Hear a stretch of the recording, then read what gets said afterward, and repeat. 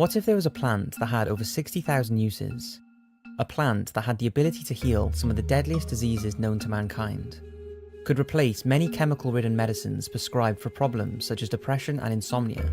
A plant that could aid in the reduction of the growing and devastating effects of deforestation around the planet, preventing the habitat destruction of many endangered animals. A plant that was illegal for reasons that simply do not make sense. That plant is cannabis, and the name alone invokes various thoughts in people's minds. Perhaps your parents have their views on it and that has rubbed off on you, or perhaps you have associated it with people sitting in their rooms and smoking it. But the truth is, linking cannabis to something that just gets you high is like saying water only serves one purpose. This video is about to get interesting, so sit back and relax. Let's take things back to the basics. There are 3 species of cannabis: sativa, indica, and ruderalis, all of which can be split, although usually the sativa type, into an industrial compound referred to as hemp, which is where the industrial side of cannabis comes in. Hemp has been used for thousands of years, and its usability is unlike anything else. It can be used for oil for cooking and converting to fuel. The seeds, which are one of the most nutritional seeds on the planet, supply nearly every mineral and vitamin the body needs. It can be used for clothing, and not only requires half the amount of water to turn into fibre than cotton, but also requires no chemicals or fertilizers. It can also be used as housing insulation, fiberboards, and it's an excellent phytoremediation, which is a plant that can remove toxins, radiation, and contamination from water and soil. Hemp was actually used in the agricultural fields around the Chernobyl nuclear disaster site in order to help remove the heavy metals and radiation from the unusable land. Scientists behind the plant use hemp as a phytoremediation also stated that as well as being excellent for the job of removing harmful waste, the hemp could then be converted to biodiesel afterwards.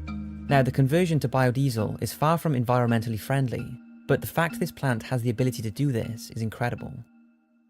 Hemp's natural process of removing harmful toxins was also considered for the nuclear meltdown in Fukushima, although because of the strict cannabis laws in Japan, hemp was not used. But the 2 main resources that can be produced using hemp that could have a profound impact on the planet and our lives is paper and plastic. According to a study conducted in 1916, it's believed 1 acre of hemp over the course of 20 years can produce 4 to 10 times the amount of paper than trees. And although the deforestation problem we are faced with today is attributed to many things, reducing the need for tree paper by using hemp would still reduce the damaging effects paper production has, which sees roughly 4 billion trees being cut down a year for that purpose. Yet, less than 0.1% of the paper we use today is made with hemp. Hemp plastic, which can not only be made to be completely biodegradable, reducing the enormous amount of pollution on beaches and destruction to marine life, can also be produced with little or no chemicals, which we all know makes up the majority of plastic we use today. Now, those who discredit the widespread use of hemp as a material say it can be costly and time-consuming to produce the equivalent of what we have today, and they're right. However, cheaper is not always best, as has been shown with the impact of chemically ridden and non-degradable products we consume. So yes, hemp would most likely cost more to use, but the overall impact would be more than justifiable. A game-changing medicine. Where do I begin with the medical side of cannabis? Well, let's start with what scientists and researchers believe is the reason it has profound benefits in the first place. So far, they have been able to identify 483 different chemical compounds within the plant, 80 of which are called cannabinoids. Although the studies are becoming a lot more popular, so far we do not know a whole lot about these 80 cannabinoids and their effects on humans, as most research has only been focused on a handful of them, such as delta-9 tetrahydrocannabinol, by far the most studied chemical, which binds to the receptors in your central nervous system and immune system when heated, causing you to get high, and is the only compound in cannabis to do so. It's the chemical that medical marijuana is most active in, as it acts as a side effect-free muscle relaxant, anti-inflammatory, antidepressant, and current studies are showing that it could be used as a treatment for anxiety, the side effects of chemotherapy, cancer growth reduction, Crohn's disease, chronic pain, insomnia, and multiple sclerosis, just to name a few. The next one is tetrahydrocannabinolic acid, which is the same chemical as the one just talked about, but in its unheated form, which means it's a non-psychoactive compound. This is administered by juicing cannabis as you would wheatgrass or any other plant, as it contains medical properties that are lost when heated.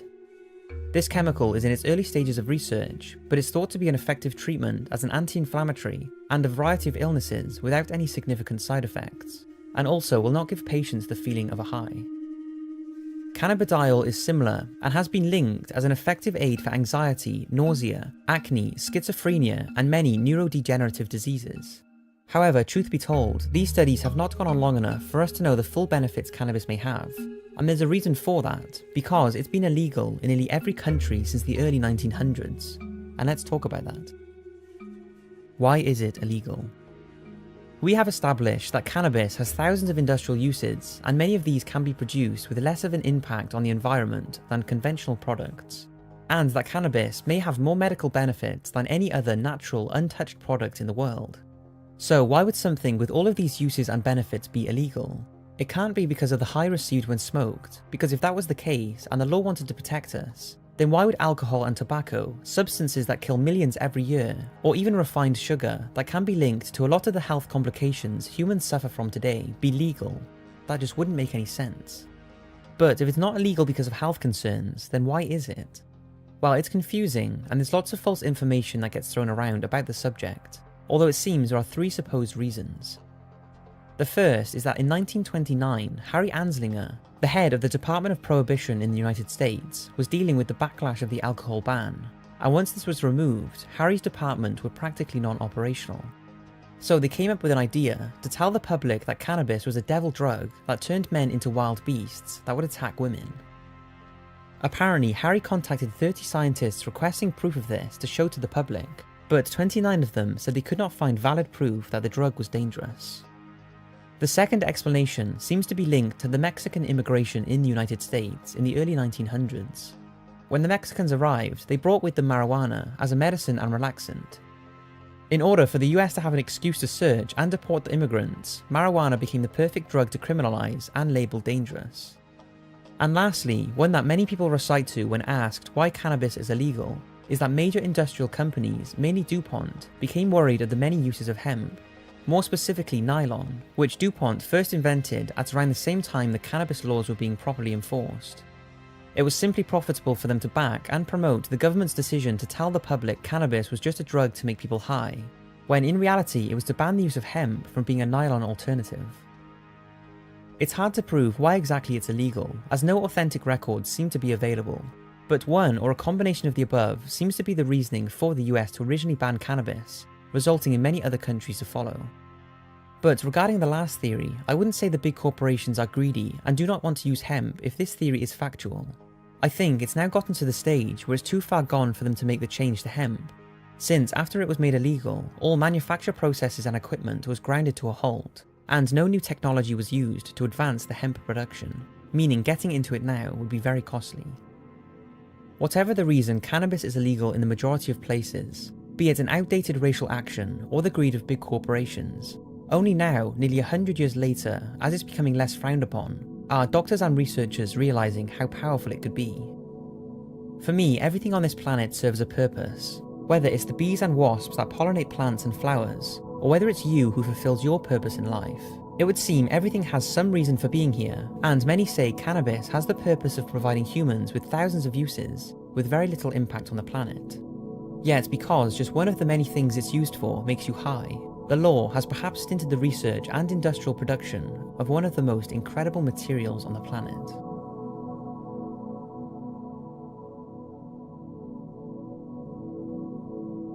To finish off, I want to state that I am not a cannabis activist by any means. In fact, I, probably like you, never even thought about cannabis apart from the fact that it can be smoked, until I started researching for this video, which I've wanted to talk about for a while. Because it's made me, and hopefully you realise, that there is so much more to it than that. But that doesn't mean the benefits of cannabis can be used as a justifiable way to continue smoking weed. For some people, smoking it can cause social and life problems, and the effects of it has been shown to potentially cause harm to a developing young brain. The fact of the matter is, if you are unhappy, do not have a job, and are sitting in your room smoking weed all day, and know you need to be going after life, then although weed has been linked to the reduction of depression and anxiety, and many other problems, quitting your habit could be the best thing you do. Certainly, do not think to now go out and smoke weed for its health benefits, because medical and recreational cannabis can vary massively, and the potential for long-term side effects are still being researched. And besides, people who take cannabis for its medical benefits mostly do not want to get high and only require a small amount of the drug in the first place.